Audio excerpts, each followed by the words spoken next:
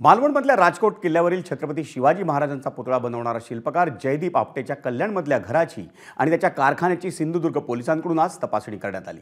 छत्रपती शिवाजी महाराजांचा पुतळा कोसळल्यानंतर तब्बल 8 दिवसांनी आपटेला अटक करण्यात आली आहे आणि त्यानंतर त्याच्या कल्याणमधल्या घराची आणि कारखान्याची सिंधुदुर्ग पोलिसांकडून तपासणी आणि विविध बाबींची चौकशीही करण्यात आली।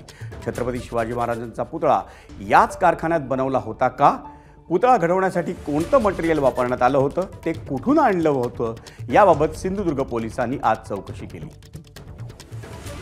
आमचा प्रतिनिधी सुरेश काटेचा रिपोर्ट। सिंधुदुर्गची पोलीस आता कल्याणच्या जयदीप आपटे याच्या घरी आली होती आणि त्या ठिकाणावरून त्यांनी एक बॉक्स जो आहे तो या गाडीमध्ये टाकलेला आहे आणि जप्त केलेला आहे। आणि या ठिकाणावरून आता सिंधुदुर्गचे पोलीस जे आहेत हा बॉक्स घेऊन जे आहेत ते रवाना होतील। आपण या ठिकाणी बघतोय आता ह्याच गाडीमध्ये पोलिसांनी बॉक्स टाकलेला आहे। या ठिकाणावरून आता सिंधुदुर्गचे पोलीस जे आहेत ते आपटे याच्या घरातून एक बॉक्स घेऊन चाललेले आहेत आणि नेमकं काय आहे या बॉक्समध्ये, काय घेऊन चाललेले आहेत हे आता तपासानंतरच आपल्याला समजणार आहे। सुरेश काटे, एबीपी माझा, कल्याण। एबीपी माझा, उघडा डोळे बघा नीट।